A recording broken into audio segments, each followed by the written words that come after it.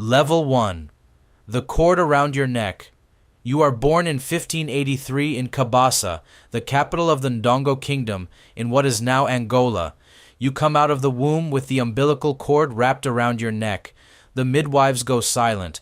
Your father, Ngola Kilwanji, reads it as a sign. He names you Nzinga, after the cord itself. He does not push you aside the way the court expects him to. He takes you into council sessions when you are barely old enough to sit still. He lets you stand beside him when he meets with provincial chiefs. He lets you train alongside the soldiers. You are smaller than all of them. You do not flinch. You absorb everything. The language of power, the language of war, the language of the strangers arriving on the coast with ships and iron and a hunger that has no bottom. The Portuguese have been on your border since before you could walk. They are not leaving, and you, even as a child, already know it. Level 2. The favorite without a crown.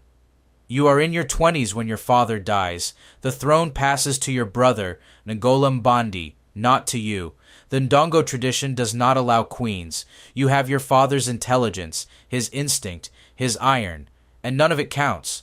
Mbandi is cruel and erratic, a man who mistakes fear for power and punishes everything he cannot understand.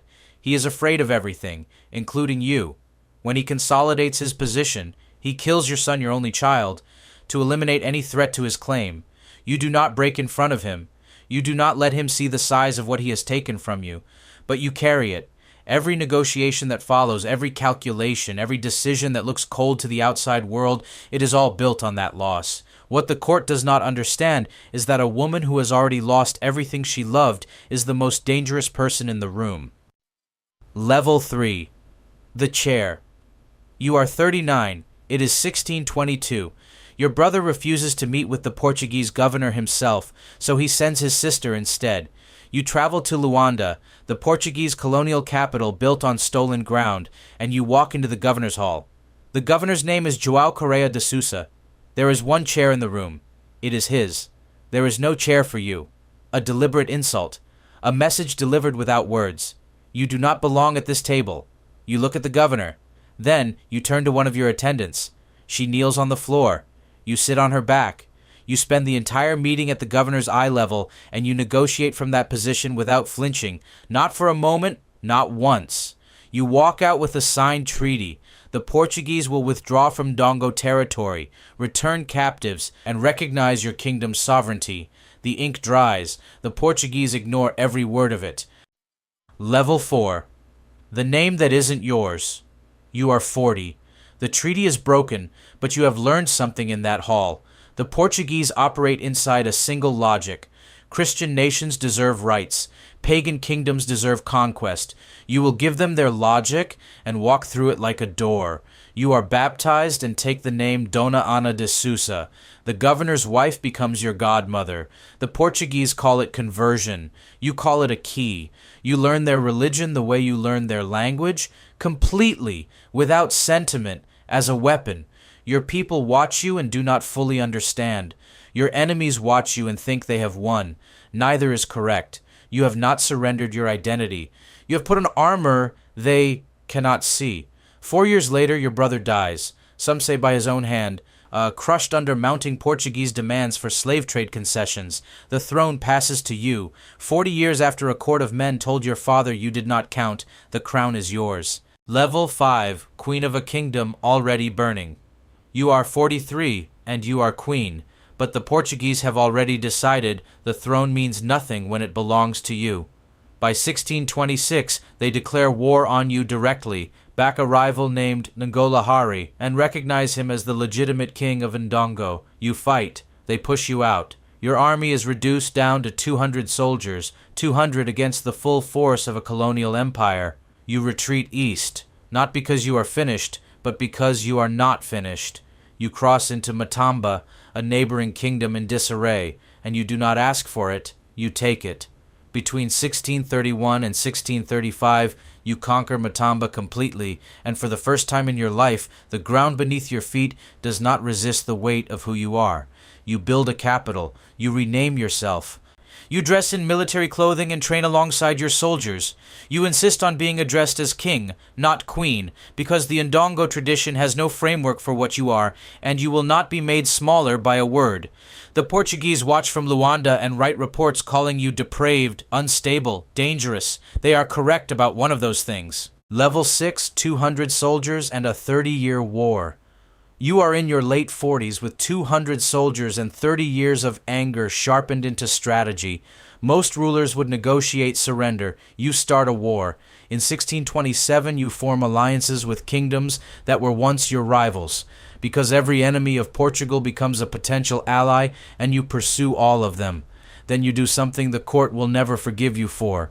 You recruit the Mbangala, the same fearless warrior group the Portuguese used as mercenaries against you. You study their tactics, their rituals, their command structure. You go through their initiation yourself, and you become one of their leaders. Your advisors are horrified. You do not explain yourself to anyone who has never stood between a colonial army and a burning village. From the jungle, you launch guerrilla strikes, hit and run attacks on Portuguese settlements, supply lines, and outposts. You hit and disappear. You strike and vanish. They cannot find you in terrain that belongs to you. You shelter every runaway slave who reaches your borders. You recruit Portuguese-trained African soldiers who desert their ranks by promising them land and a future. You are not just fighting a war. You are draining an empire from the inside. Level 7. The jungle is your army. You are in your 50s and you personally lead troops into battle, not from a throne room, not from a distance, from the front. Your soldiers do not fight because they have to.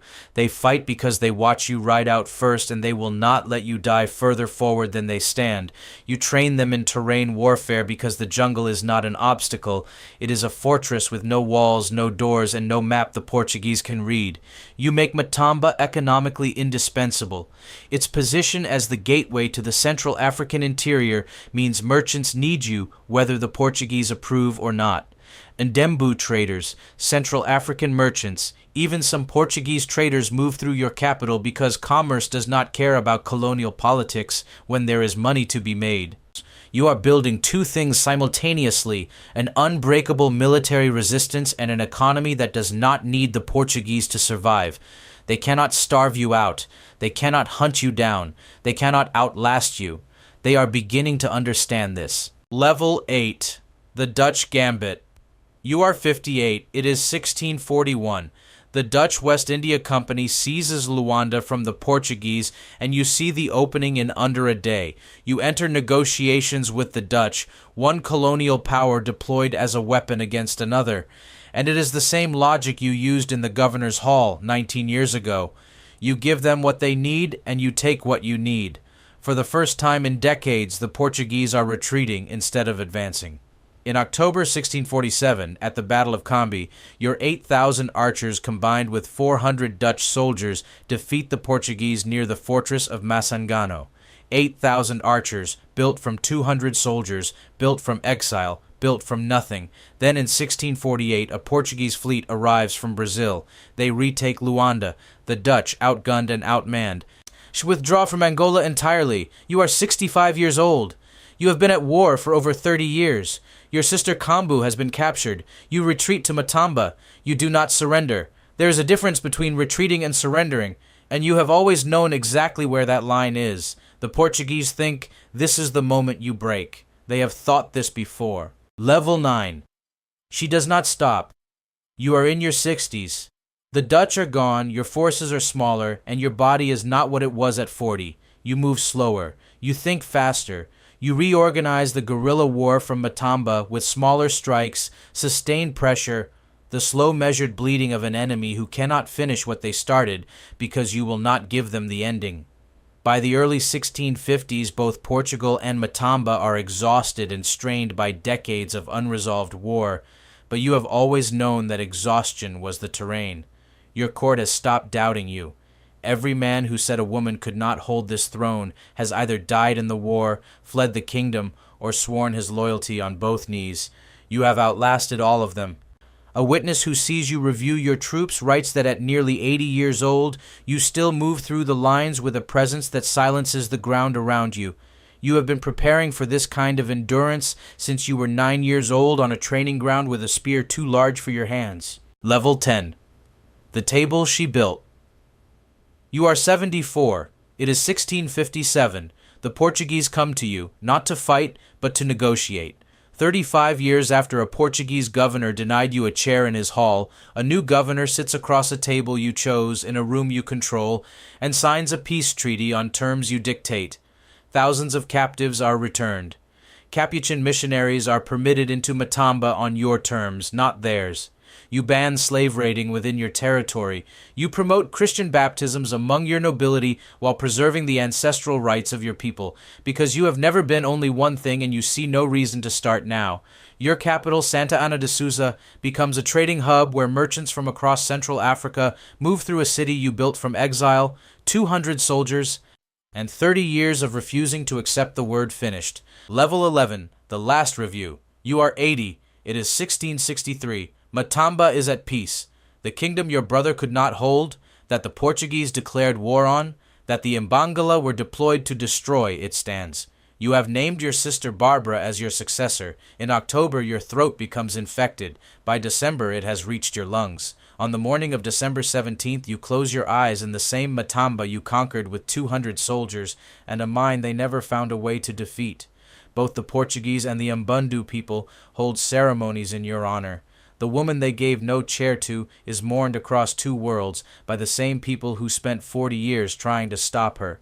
And now you are history.